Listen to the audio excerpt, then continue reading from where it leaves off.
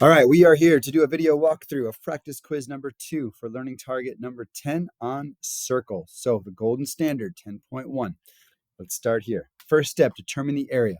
Now, area, you got to remember your area formula is pi times the radius squared. Okay? So here, first step, do I know what the radius is? Well, 4.6 is the diameter. That's all the way across. The radius is only from the center to the circle. So therefore, my radius is half the given diameter. So my radius is 2.3. So my area is going to equal pi times the radius squared. Now the radius squared, 2.3 squared is 2.3 times 2.3. So that equals 5.29 times pi. Now you could leave your answer as an exact answer in that form, or you could multiply 5.29 times pi to get your approximate answer as 16.62 square kilometers. Okay, either answer is fine. All right, circumference. Circumference is 2 times pi times the radius. So here again, my radius is 2.3 because we were given the diameter. So my circumference is 2 times pi times 2.3. So that equals 4.6 pi kilometers. Again, that's my exact answer. Or you could leave it as an approximate answer and multiply 4.6 times pi to get 14.45 kilometers. Next step, determine the area of the major sector. Your clue here, which one do I use? Area, circumference. There's that word, area. So I'm going to use my area formula. Okay.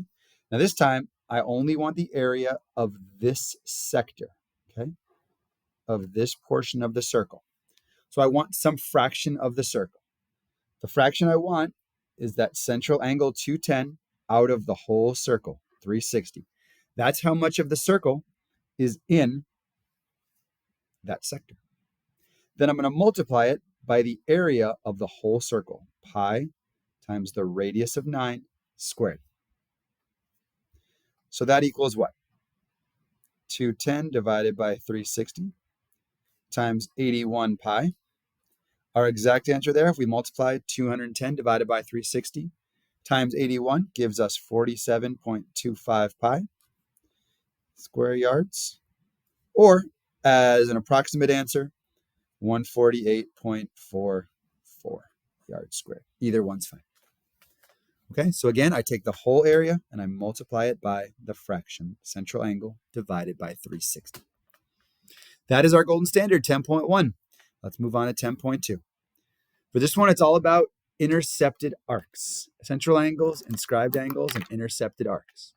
So the first one we have to think about, determine the measure of arc UT. That's right there. So what do I know about that arc? It's intercepted by this angle. Now, this angle right here, that 81, what kind of angle is it?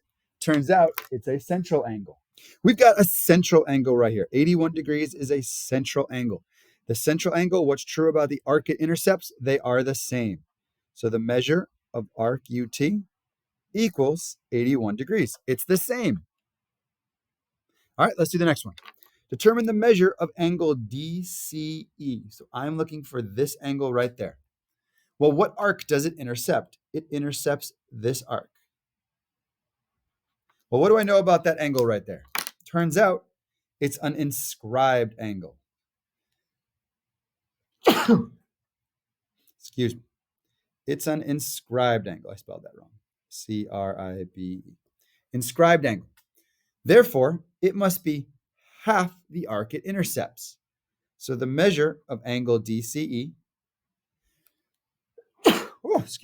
equals 1/2 times the arc it intercepts. So 1/2 times 130 degrees means it equals 65 degrees. That's 10.2. Central arc, the same. Inscribed angle is half the arc it intercepts. All right, let's move on to 10.3, the angle chase. Now for this one, if you're a person that likes using colors, use colors. Colors are great, all right? So in circle C, AB and FD are diameters. That's going to be really helpful to know, okay? AB and FD are diameters. That's useful. So to start here, first step, measure of angle BCD. Now you can either go one at a time, or you can just look at the diagram and fill in everything and figure it out later and write them down. It's up to you. We'll use this to kind of guide our steps here. So the measure of angle BCD. So I'm looking for this angle right here. Well, I see that's a central angle. It's at the center, and it intercepts what arc? As I follow the angle out, I see it intercept arc BD. Okay, do I know anything about arc BD? Not really. But what I do see is FD is a diameter.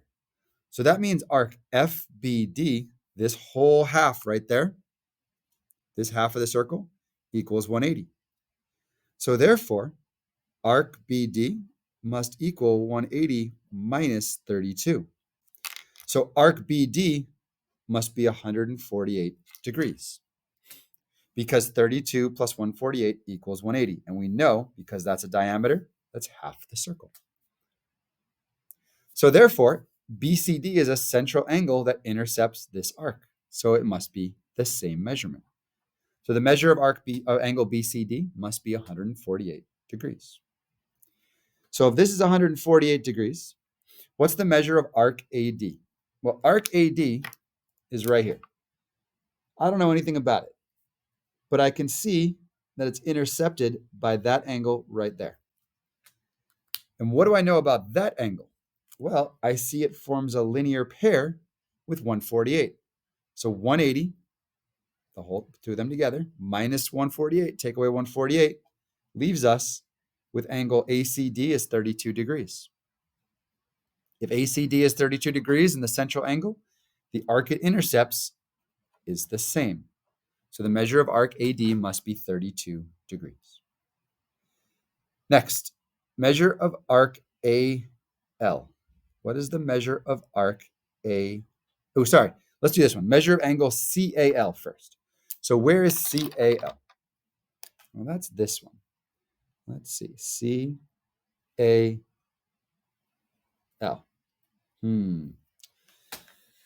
What can I figure out about this one?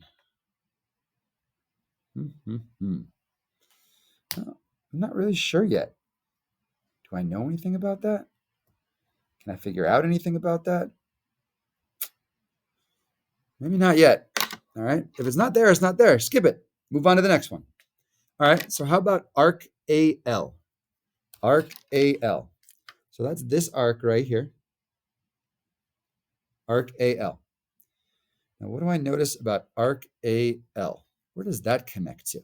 Okay. So we know that we're kind of stuck here on measure of angle CAL and the measure of arc AL. So let's figure out what else we can figure out. Well, I see here LFD. I see that that is 71 degrees. So that tells me that this arc here from L, all the way to D must be 142. Now, if that's 142 and AD is 32, 142 minus 32 means this section here is 110. So the measure of arc AL is 110 degrees. Okay. So again, how do I find CAL? That's this green one right here, CAL. Well, that intercepts this arc up here. Now I see part of that arc is 32, but what's this part right here from L to F? Let's look here. Well, I can see that AB is a diameter. So 32 plus arc LF plus 110, that must all equal up to 180. So 110 plus 32 is 142. 180 minus 142 means that this part up here, arc LF, is 38. So if I look again, angle CAL intercepts arc LB. Arc LB is a total of 38 plus 32, or 70 degrees, and it must be half that because it's inscribed. So CAL is 35 degrees. All right, let's keep going. Angle ADB. ADB is this angle right here. You follow it out. It intercepts the arc from B to A. That's half a circle, so that's 180 degrees. So it must be half of 180, or 90. Lastly, arc ABL, A to B to L. Follow the letters. So I'm looking for all the degrees from A through B to L. 32 plus 148 is 180, plus 32 is 212, plus 38 gets us a total of 250 degrees. Okay, 10.3. Whew, that was a good one. Okay, take your time. If you can't figure out what one of them is asking, try to figure something else out. Follow every angle, follow every arc. Look for vertical angles, look for linear pairs, look for triangles, look for parallel lines. Let's go on to standard 10.4. This is problem solving. Show all work. Work should be in exact form if possible. We can also use approximate answers when it becomes helpful. Okay? So determine the area of the shaded region. First step, I would say, start with the shapes you see. So what do you see here? Well, I see a square. I'm going to need to do a square, take away a half a circle, but then add back a sector, a slice right here. Okay? Now I see this is half a circle. So if these are both 60, that means this angle here must also be 60 degrees. So if I want to find the shaded region, I think ultimately what I see it as, the shaded area is going to equal the square, the 10 by 10 square, minus the semicircle, this whole thing at the bottom, and then add back the one sector. So if I could find the area of those three things, I just plug them in and I will get my answer. Okay, so let's try that. First step, square area, 10 times 10. That's pretty easy. So the square is 10 times 10. Now the semicircle, let's do that. What's the area of that bottom semicircle? Well, the area that equals, it's half the circle, pi times, now what's our radius here? What's the distance of half the square? Well, if each side is 10, that means each half must be 5 and 5.